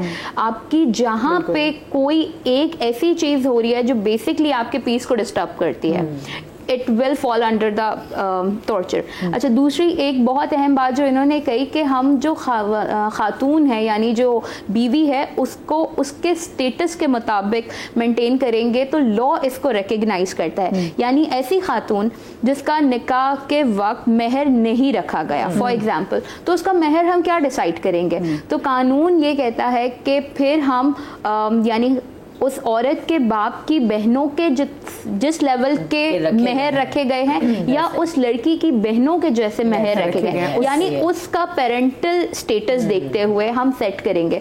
तो ये बहुत इंपॉर्टेंट है कि ना सिर्फ मर्द अपने रिसोर्सेज देखेगा बल्कि वो स्टेटस ऑफ द वुमेन को भी बरकरार रखेगा। और मेरे अपने पास फैमिली में जो केस हुए उसमें उन्होंने, सास ने जब लड़की ने खुला मांगी तो उन्होंने कहा मेरा बेटा तुम्हें छत देता है, दिन की 2 रोटी देता है, तो तुम्हारे पास कोई हक नहीं है शिकायत करने का। यहाँ तक भी, अच्छा ये खवातीन ही बोल रही हैं, हाँ। सही है, एक औरत हो क्या दूसरी औरत की दुश्मन। इस पे बहुत बात होती है कि अब औरत आई है तो वो ठीक करेगी। अगर फैमिली बहुत अरसे से, जैसा आपने कहा, कुछ कैरेक्टरिस्टिक्स, टेम्परामेंट्स देख रही है तो कॉमन सोल्यूशन ये लगता है शादी करवा दो। कभी कभी औरतों को बिल्कुल ये नौकरी नहीं कराओ, इसकी शादी बिल्कुल जिम्मेदारी पड़ेगा, कर लेंगे। तो जब वो शादी होती है फिर औरत पे आती है वो जिम्मेदारी, चाहे वो जॉइंट हो, न्यूक्लियर हो, एंड देन उनके ऊपर ये जिम्मेदारी है। तो हमारे इस तरह बहुत खवातीन है जो थेरेपी में आ रही है जिनके पास ये एक प्रेशर है, और उनका पहला सवाल ये होता है मैं आपके पास से आई हूँ, वो अपने सारे दुख दर्द पे बात नहीं करेंगी जिस पे हम उनसे बातचीत कर रहे होते हैं। वो टॉपिक बार बार होगा शिफ्ट, और देखें हम इनको ये सारी मसाइल हैं, वो ये सब करते हैं, अब बताएं मैं क्या करूं, मैं उनको ठीक कैसे कर सकती हूँ। तो उनका पहला सा वो इतना अपने मसले को उन्होंने दबा दिया होता है ना, सप्रेस किया हुआ होता है कि वो अपनी कैफियत, अपने जज्बात की तरफ बात ही नहीं करती। एक जैसे हमने यहाँ पे बातचीत अभी हम फिलहाल जो कर रहे हैं, एक माहिर नफ्सियात है अब्राहम मैस्लो, और उन्होंने एक हायरार्की ऑफ नीड्स का अपना एक बनाया था, मतलब कि किस तरीके से हमारी कुछ जो ज़रूरियात हैं हमारे पास ख़वातीन आती हैं, और ये जो चीज़ कि अगर उनको तशद्दुद का शिकार है, वो पहले सवाल वो ये करती हैं कि मैंने तो कुछ किया होगा, वो मेरी वजह से, तो या शौहर बात नहीं करता। आप बताएं ना, लोग ये बात कर रहे थे कि और मर्द हाथ ही तभी उठाते जब औरत की ज़बान चलती है, ये यही तो लोग बात करते हैं। अपने सेल्फ पे वो इतना कर देते हैं, अपने ऊपर करते हैं कि हमारे पास थेरेपी में इतने सेशंस और इतना वक्त लगता है कि हम उनके ऊपर बात कर सकें। वो इतने सेशंस तक उनका जो फोकस होता है कि मेरे मर्द के बिहेवियर पे, उनकी रीजनिंग, उनका क्या है, क्यों ऐसा करते होंगे। डॉक्टर साहब आप ये भी बताएं हमें कि औरतों की ये सेल्फ एस्टीम इतनी लो क्यों है? हाँ। क्यों, कहाँ से इसकी रूट कहाँ है? हाँ, ये सो देखिए इसमें ना देयर इज़, हम एक वजह नहीं कह सकते कि ये एक वजह है। कल्चर, रिलीजन, जैसे कल्चर जो है वो बिल्कुल सांस की तरह, ऑक्सीजन की तरह, हम देख नहीं सकते लेकिन हम उसका एक हिस्सा हैं, वो हमसे जुड़ा हुआ है। मज़हब एक है, उसी के साथ साथ हमारे जो रोल्स हैं, सो बहुत सारी जो चीज़ें हैं कि सेल्फ इस्टीम की, बहुत से इट कम्स डाउन टू कि आपका बचपन कैसा था, आपको इर्द गिर्द लोगों ने क्या कहा, क्या ब्रॉटअप रहा, स्कूल में क्या रहा। एक बड़ी इंपॉर्टेंट चीज़ ये है कि अब हम ये प्रीच करना स्टार्ट स्टार्ट कर दें, because it's very high time कि इक्वल पार्टनर है। कोई भी पार्टनर जो है वो किसी से सुपीरियर नहीं है, ठीक है। ये पार्टनरशिप है बेसिकली। मैरिज जो है ये हम दो लोगों को जो एक साथ चला रहे हैं, आका और गुलाम का रिश्ता नहीं, जो कि हमने समझ गया कि तुम मेरी बांधी हो। और दूसरी चीज, इक्वल पार्टनर के साथ जब हम ये कहना शुरू करेंगे कि ये पार्टनरशिप है, इक्वल पार्टनरशिप है, इक्वल पार्टनर है, और दोनों जो अशखास मिल रहे हैं वो दोनों इंडिविजुअल हैं अपने तरीके से, यानी जो खातून आ रही हैं वो एक इंडिविजुअल पर्सनालिटी लेकर आ रही है और मर्द जो है वो इंडिविजुअल पर्सनालिटी है। हम ये ना फोर्स करवाएं कि वो सिर्फ और सिर्फ मर्द के ही रंग में ढल जाए, ठीक है, बिल्कुल, और ना हम मर्द को मोल्ड करें। कुछ लड़कियों में भी तो कुछ प्रॉब्लम्स होती हैं। देखिए यहाँ हमने ना कंपेनियनशिप बिल्ड करना है, ये भी बात करेंगे, छोटी सी बात कहीं में जाइएगा।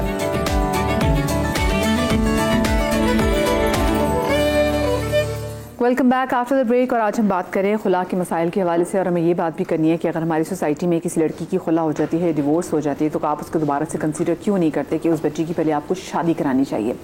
हम ये समझते हैं कि वो जब आप मुर्गी वाले के पास से जाते मुर्गी का गोश्त लेने के लिए, तो वो अंदर से डब्बे से मुर्गी निकालता है, उसके गले पे छुरी फेरता है और उसके बाद उसको ड्रम में डाल देता है। तो ड्रम में आवाज़ आती रहती है, जब तक गुजरी रहती है वो तड़पती, उसकी आवाज़ आती रहती है और आपको लगता है बस अभी डाई डाउन हो जाएगी। हमारे यहाँ भी समा हैसियत है कि अगर किसी की डिवोर्स होती है, खुला होती है, हम उसको ऐसे ही ट्रीट करते हैं कि बस अब तो उसको हमने ड्रम में डाल दिया और उसका काम यहाँ पे तमाम हो गया। ऐसा नहीं है। आपके आसपास अगर कोई कुंवारी लड़कियाँ मौजूद है, खुला ज़्यादा लड़कियाँ या तलाक याफ्ता लड़कियाँ मौजूद हैं, तो सबसे पहले जो राइट रखता है कि जिनका निकाह कराया जाए वो खुला याफ्ता और साथ में या तलाक याफ्ता ख़वातीन है। तो ऐसा नहीं है कि उनकी ज़िंदगी ख़त्म हो जाती है, क्योंकि अगर आप हमारे रिलीजन में जाएँ, आप हिस्ट्री में जाएँ, तो ऐसा नहीं होता था, ठीक है। तो हमने इस हवाले से बात भी ज़रूर करनी है। हम रेड फ्लैग्स की ब्रेक में ज़रा बात कर रहे थे, तो आपने क्या रेड फ्लैग्स आपको क्या लगते हैं कि अगर मैं सोचती हूँ कि अगर दो रिश्तों के अंदर और नोक झोंक हो रही है छोटी छोटी बातों में, और आपको रेड फ्लैग्स नज़र आ रहे हैं, आपको कुछ प्रॉब्लम्स नजर आ रही हैं और आपको लगता है कि वो आगे जाके बढ़ेंगी, तो वहीं ही रिश्ता खत्म कर देना चाहिए। उस नौबत पे ना लेकर आए आप ये सोचे नहीं बाद में तो ये सही हो जाएगा, अच्छा चलो जी कर देते हैं, अच्छा हम तो इतने टाइम से जानते हैं, अच्छा हम ये कर देंगे तो बाद में ठीक हो जाएगा। मैं कहती हूँ यही शुरुआत है और आप उसको वो कर रहे हैं, मतलब आप धकेल रहे हैं जबरदस्ती, तो आप यही रोक दें, इस रिश्ते को वहीं खत्म कर दें कि वो आप उस चीज़ों में घुसें और ट्रॉमास में जाएं। तो बेहतर ये है कि आप वो थोड़ी देर का ट्रॉमा ले लें, वो ज़्यादा बेहतर है कि आप वो थोड़ा सा गम काट लें ना, वो ज़्यादा बेहतर है कि पूरी लाइफ टाइम का आपको।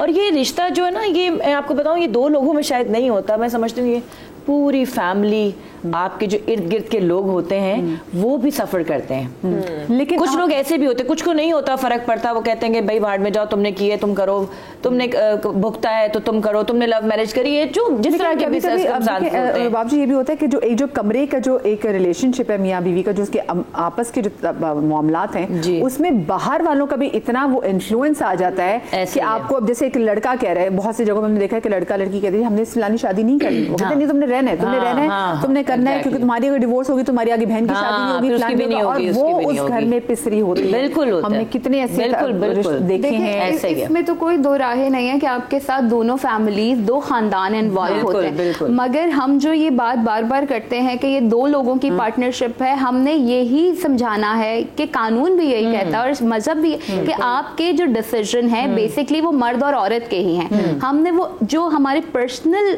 डिसीजन है शादी के मुतालिक, चाहे वो फिर कितने बच्चे होने हैं, बच्चे कब कब होने हैं, बच्चे क्या एजुकेशन लेंगे, मेरी मेंटेनेंस क्या रहेगी, या मर्द क्या रिस्पॉन्सिबिलिटीज बेयर करेगा और खातून क्या रिस्पॉन्सिबिलिटीज बेयर करेगी, ये प्योर सिर्फ और सिर्फ हस्बैंड और वाइफ के होने चाहिए। इसमें आप जितना आइदर साइड की फैमिली, चाहे वो लड़की की तरफ से है या लड़के की तरफ से, तो फिर आपका एक मेस क्रिएट होना शुरू करता है। कहीं भी लॉ रिकॉग्नाइज नहीं करता the involvement of the mother in law, the either side, दोनों साइड की, सास मर्द की या औरत की, ना वो ससुर की इन्वॉल्वमेंट को रिकॉग्नाइज, बड़े लोग ही करते हैं ना ये चीजें। देखिए हम जो नहीं करते हैं, हम जो ये बात अभी रेड फ्लैग्स की भी कह रहे थे, हम जो बड़ों को इन्वॉल्वमेंट वाली बात करते हैं वो हम एज मेडिएटर के तौर पे लेते हैं। बिल्कुल, वो हम मेडिएटर के तौर पे तो ले सकते हैं कि जब हम किसी कंक्लूजन पे नहीं आ पा रहे, यानी हस्बैंड और वाइफ किसी एक चीज को सेटल डाउन नहीं कर पा रहे, तो हम अपने बड़ों को इन्वॉल्व करें, दोनों फैमिलीज को इन्वॉल्व करें और उनकी मशावरत के साथ, उनके कंसर्न के साथ और उनकी समझ बूझ के साथ हम चीज़ों को करें। अच्छा, एक इम्पॉर्टेंट चीज़ मैं ऐड करना चाहूँगी, रुबाब ने बहुत अच्छी बात एक तो कही कि रेड फ्लैग्स जहाँ नजर आ जाएं आपका स्टॉपल वही होना चाहिए। लॉ भी कहता है ना कि आप स्टॉपल ले ले, स्टे हो जाए। मगर एक चीज़ और हमें सिखानी है और बतानी है बार बार, और चूंकि हम मासस के लिए शो करते हैं तो ये बहुत इंपॉर्टेंट है कि अब लोग काउंसलिंग की तरफ भी आए। यानी हम हमेशा ये कहते हैं कि रिश्ता खत्म करें, रिश्ता खत्म करने से पहले भी स्टेप्स हैं जो आप उस रिश्ते को बचा सकते हैं। या जी बिल्कुल, आप कपल काउंसलिंग की तरफ जा सकते हैं, आप थेरेपी सेशन की तरफ जा सकते हैं, ये जो आपने बात की ना, बड़े बुजुर्ग जा सकते हैं, ये भी काउंसलिंग का एक पार्ट है। बड़े बुजुर्ग घर के बड़े बैठ के समझाते हैं। आदमी लोग की अगर काउंसलिंग की कोई बात करते हैं, वो कहते हैं काउंसलिंग में हम पागल हैं। बेसिकली जब हम औरतें बहुत एडवांस्ड हो चुकी हैं, मर्दों को अब कैच अप कर लेना चाहिए। बेसिकली हमें प्री काउंसलिंग, जब हम शादी की बात कर रहे हैं तो हम अगर एक ट्रेंड बना दें, यानी जहां हमने ये ट्रेंड बनाया कि मेहंदियां होंगी और ढोलकियां होंगी और बारात बड़ी लैविश होगी, तो अब हमें ये ट्रेंड देना चाहिए और अपने घरों से स्टार्ट करना चाहिए कि शादी के वक्त हमें प्री काउंसलिंग करानी है, चाहे हम लड़के वाली साइड है या लड़की वाली साइड। ये मैंडेटरी होना चाहिए, ट्रेंड होना चाहिए, जिसमें कहती भाई एक तो ब्लड टेस्ट जरूर होने चाहिए शादी से पहले, और ऐसे ही जो है कि काउंसलिंग भी बहुत ज्यादा इंपॉर्टेंट है ताकि उनको पता चले कि what they are getting into. मेरे साथ एक केस मौजूद है, नादिया को उनसे बात भी करेंगे। अस्सलाम वालेकुम नादिया। अस्सलाम वालेकुम। वालेकुम अस्सलाम। मेरी 16 साल पहले शादी हुई थी, अरेंज मैरिज थी हमारी ना। जब शादी हुई थी ससुराल वाले बहुत अच्छे, घर वगैरह बहुत अच्छा, सारे मामलात बहुत अच्छे थे, और मेरे हस्बैंड जो है ना इलेक्ट्रिशियन का काम भी था और उनकी परचून की शॉप भी थी। जब मेरी शादी हुई उसके 6 से 8 साल के करीब जो है ना के बाद ना मेरे हस्बैंड ना नशे की हालत में पड़ गए, तो जिस वजह से हमारी शॉप भी चली गई, फिर वो काम पे भी उनका ज़्यादा फोकस नहीं रहता था। अच्छा, 10 साल बाद जो है ना मेरी सास की डेथ हुई, तो उसके बाद ना हमारा जो घर था जिसमें हम लोग रहते थे वो घर भी सेल हो गया। वहाँ से मुझे हिस्सा मिला, तो मैंने ना एक फ़्लैट ले लिया अपनी अम्मी की तरफ। मैं वहाँ से मूव करके अपनी अम्मी की तरफ आ गई। जब हम यहाँ आए तो शुरू में तो हस्बैंड साथ ही रहते थे, लेकिन उन्हें नशे की हालत इतनी आदत हो गई थी कि वो 2-2, 3-3 महीने घर नहीं आते थे। अब वो जब घर नहीं आते थे तो वो हमारा खर्चा भी नहीं देखते थे, ना बच्चों को देखते। बहुत लंबा टाइम होता है, वो किसी दूसरे शहर चले जाते थे। नहीं, वो जो हाँ हमारा पुराना घर था ना, वहाँ पे उनकी गैदरिंग थी, वहीं के लोगों के साथ वो नशे में पड़े थे, तो उन्हीं यार दोस्तों के साथ रहते थे।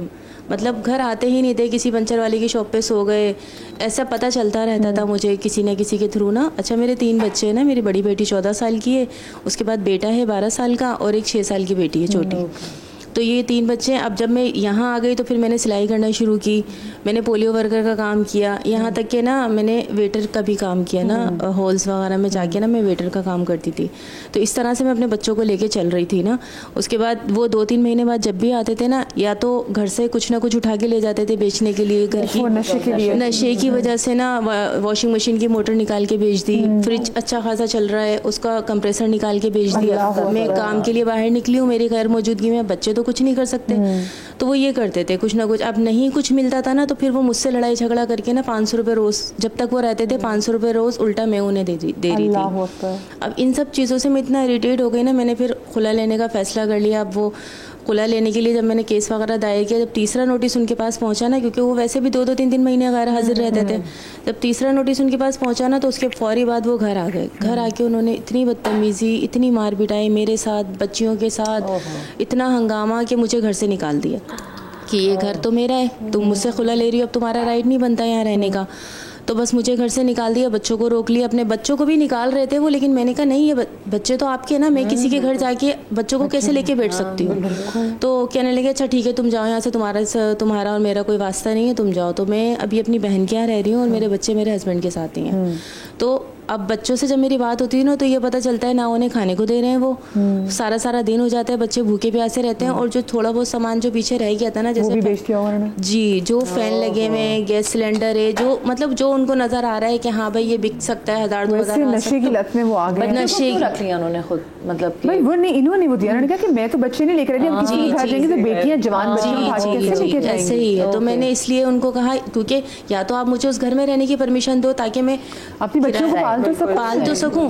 तो उनका ये था कि नहीं ये घर मेरा है। तो मैंने कहा ठीक है फिर आप बच्चों को खुद संभालें, मैं जा रही हूँ। तो मैं अभी ना अपनी बहन के घर ही रह रही हूँ और बच्चे मेरे वहाँ हैं। बस मैं इसी चीज़ के लिए परेशान हूँ क्योंकि उनके खाने पीने का, यहाँ तक कि स्कूल छूट गया है, बच्चे स्कूल नहीं जा रहे हैं क्योंकि मैं थी तो मैं जिम्मेदारी से भेज रही थी। अब वो हस्बैंड तो अपनी जिम्मेदारी नहीं उठा सकते तो बच्चों का क्या करेंगे। आप जो कमाती हैं फिर अपने बच्चों को इसमें से कुछ देती हैं? हाँ अभी तो मतलब जब वो मेरे पास आते हैं तो मैं उन्हें बुला लेती हूँ, कुछ खिला पिला दिया, कुछ मंगा के दे दिया, इस तरह कर लेती हूँ थोड़ा बहुत। लेकिन जब पहले जब हस्बैंड नहीं होते थे तो मैं ही कर रही थी सारे मामला उनके। और आपके 2 बच्चे हैं? 3 2 बेटियां 1 बेटा। और बेटियां आपकी कितनी बड़ी हैं? 14 साल की। एक 14 साल की है और एक 6 साल की छोटी।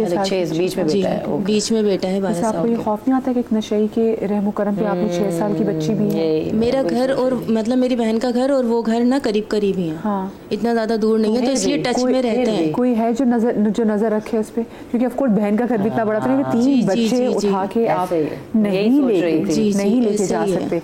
तो अब आपने क्या कोई इन पे मुकदमा को एसेज किया है बच्चों के खर्चे पे? अभी तो मैंने अपने ससुराल वालों से बात की है कि ना मतलब मुझे आपके ससुराल वाले कहाँ पे होते हैं? आपकी सास वाला कहाँ पे होता है? सास का तो इंतकाल हो गया ना तभी तो घर बिक गया। अब जाहिर है सारे भाइयों की शादियां हुई थी, वो सब अपनी अपनी फैमिलीज में खुश हैं। तो बस जब हम उनसे शिकायत करते तो वो कहते हैं हाँ मैं ठीक करूंगा, मैं समझाऊंगा। 1-2 मरतबा उन्होंने इलाज भी करवाया, उनका इलाज करवाया, वो ठीक हो गए, फिर आ गए कि भाई अभी बहुत महंगा होता है बाय जी। वो सब कुछ उन्होंने करवाया बच्चों की खातिर, मेरी खातिर, लेकिन वो फिर दोबारा उसी लत में पड़ जाते हैं। मुझे यहाँ पे छोटी सी ब्रेक लेनी है। ब्रेक के बाद जब वापस आते हैं तो गुफ्तगू के सिलसिले को यहीं से आगे बढ़ाएंगे। हमारे साथ रहिएगा।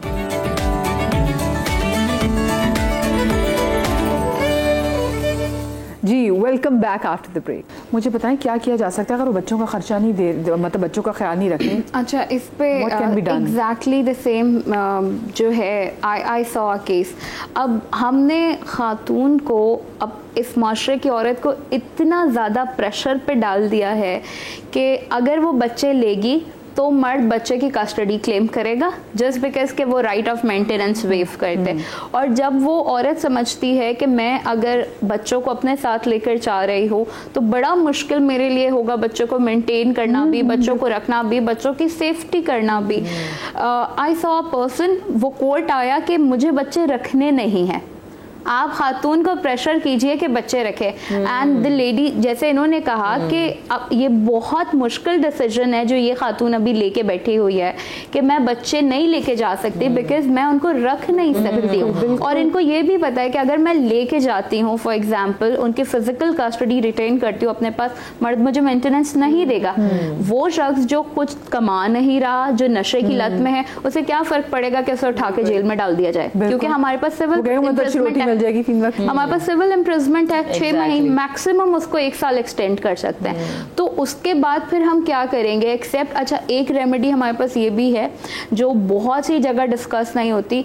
ऐसा कोई केस आ जाना जहां मर्द बिल्कुल पे ऑफ नहीं कर रहा, उसकी मेडिकल कंडीशन इस तरह की है या मेंटल कंडीशन ऐसी है, तो गवर्नमेंट के खर्चे देगी इस तरीके से आके। ठीक है, जैसे हमारे पास बाकायदा एक डिपार्टमेंट है जहां से हम खजाना जी बिल्कुल बैतुल माल उस तरह के केसेस में कोर्ट जो है वो रिक्वेस्ट करती है गवर्नमेंट को कि आप बैतुल माल से बच्चों का वजीफा लगा दें। तो ऐसी रेमेडी यहाँ पे कोर्ट में आके रिक्वेस्ट ये करनी है, चूंकि शी बेटर नोज कि वो मर्द नहीं करा, बच्चे की डे टू डे लाइफ, उसके खाने पीने का खर्चा नहीं करा, उसकी एजुकेशन नहीं हो पा रही है, और वो इस पोजीशन में भी नहीं है कि वो कस्टडी रखेंगी ना, इस पोजीशन पे नहीं है कि वो कस्टडी रखेंगे, क्योंकि वो कस्टडी लेने का मकसद ये है कि वो थ्रू आउट मेंटेन करेगी, और वो इस पोजीशन पे नहीं है। तो आप बैतुल माल से, कोर्ट के रिक्वेस्ट पे बैतुल माल से बच्चों मेंटेनेंस करवा। अच्छा, एक इंटरेस्टिंग केस ये आया कि खातून ने जब खुला की दरख्वास्त की और सारे स्टेजेस ऑलमोस्ट पूरे हो गए थे, और आई थिंक कि माँ का दिल इतना नरम होता है बच्चे की खातिर कि वो बहुत ही मुश्किल हालात में एक तो खुला लेगी, और मर्द जो है वो बच्चों से शादी में होती है, वो बच्चों की वजह से ही होती है, और बच्चे रुल जाएंगे। हाँ, और मर्द जो है वो इतने आराम से बच्चों से बरी जिम्मा हो सकते हैं, लेकिन माँ का दिल नहीं मानता। तो इस तरह का एक केस था जहाँ पर जब ऑलमोस्ट खुला होने वाली थी तो जो वहाँ पर जो मौलवी साहब थे उन्होंने क्या किया, दहशत डालने के लिए मर्द को उकसाया कि तुम अपनी बीवी से ये कहो कि थोड़े अरसे में मैं तो बच्चा ले लूँगा। यानी उसका कोई इरादा भी नहीं था, उस शौहर का कोई इरादा नहीं था, दिख रहा था कि शुरू से उसका कोई इंटरेस्ट नहीं है, खाली औरत के दिल में ये खौफ डालना कि ये खुला ना ले।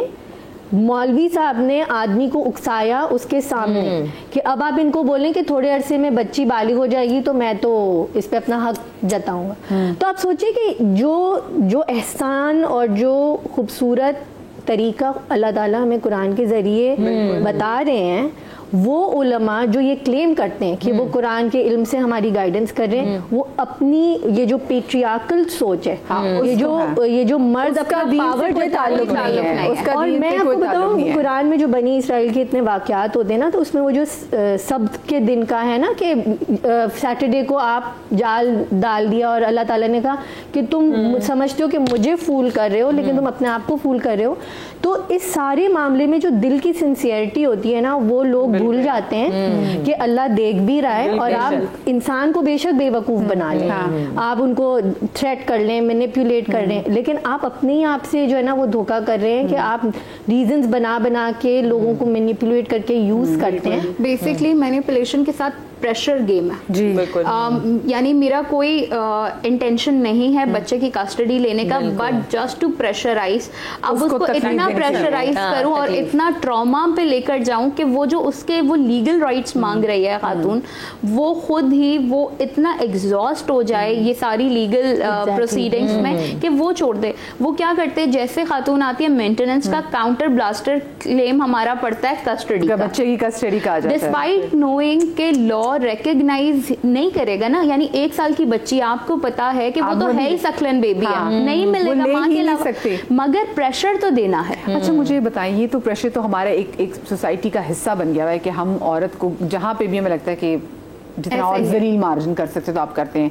लोग बच्चों के थ्रू डराते भी हैं कि ठीक है बच्चे तो मैं ले लूंगा तो तुम क्या करोगी, तो वो औरत कहती नहीं बच्चे तो मैं नहीं छोड़ सकती, तो तुम मुझे और मार लो, ऐसी भी चीज़ें बहुत होती हैं। लेकिन अब जरा मैं से थोड़ा सा आगे बढ़ूँ, मेरे पास वक्त अब सिर्फ 1 मिनट का रह गया। जब भी खुला का प्रोसेस भी हो जाता है, तलाक भी हो जाती है, पेरेंट्स के लिए कितना ज़रूरी है कि उन बच्चियों के बारे में दोबारा सोचे कि इनको अब एक और एक और ज़िंदगी इनको दी जाए और उनको एक नया चैप्टर ज़िंदगी के दोबारा से खुलना चाहिए। देखिए, जैसा कि मैंने आपको बताया कि शरीयत के बहुत सारे जो कवानीन हैं वो ही रब्त देते हैं हमारे दूसरे कवानीन को, हदूद को भी। हमारे यहाँ शरीयत में तलाक और खुला के बाद ये सरीहन मर्द की ज़िम्मेदारी है, सिर्फ जो 2 साल तक का बच्चा रज़ाअत के पीरियड में वो माँ के पास रहेगा, बाकी बेटी हो या बेटा बच्चे मर्द के ही हैं, ठीक है। लेकिन अगर मर्द के साथ बच्चों की वेलफेयर नहीं है और माँ के साथ वेलफेयर है बच्चों की, तो बच्चे माँ की तरफ आएंगे। स्टिल वो जितना कर सकता है वो देगा। अच्छा, इसके बाद ये भी होता है कि जब बच्चे बड़े हो जाते हैं, बच्ची बड़ी हो गई, ठीक है, अब वो बाप ने तो कभी उसका खर्चा उठाया ही नहीं। अब शादी हुई ना, हमारे पास इस तरह का केस आया, बच्ची की शादी हुई तो बाप सालों बाद आ गया कि मैं तो उसका वली था, तुमने वली की इजाज़त के बगैर निकाह कैसे कर दिया, दिस निकाह इज़ फेक, दिस निकाह इज़ नॉट परमिसिबल। तो अब वो औरत परेशान कि मेरी बच्ची का मैंने निकाह कर दिया है, मैं क्या करूँ, मैंने वाकई नहीं पूछा।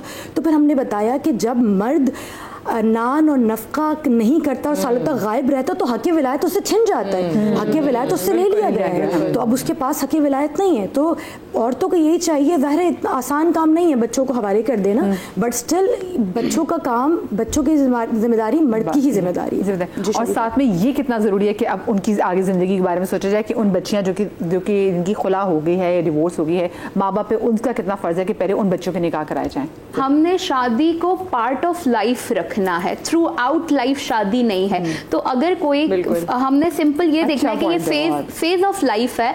अगर मैं एक डिग्री की तरफ गई, वो डिग्री मुझसे नहीं हुई, मैंने उस डिग्री को डंप किया, तो मैं एक न्यू डिग्री पे आती हूँ। ये सेम उसी तरीके से है कि एक पार्टनर के साथ मैंने बहुत कोशिश की, नहीं बनी, तो मैं एक अरसे के बाद एक न्यू जर्नी स्टार्ट कर सकती हूँ। उसमें कोई भी दो राय होनी ही नहीं चाहिए। A beautiful thing to conclude the entire topic. Thank you so much, आप सबका बहुत शुक्रिया, जज़ाकल्लाह। आई होप कि बहुत से लोग इसमें हेल्प ज़रूर हुई। ख़वातीन के हुकूक जितने इस्लाम ने खुल के बयान किए ना, इतना कोई और मज़हब बयान नहीं कर सकता। अल्लाह पाक आप तमाम तर लोगों को राह रास्त पे रखे, शाद रही, आबाद रही। अल्लाह पाक आपको औलाद के गम से महफूज रखे। ज़िंदगी भी तो कल मुलाकात होगी। अल्लाह हाफ़िज़।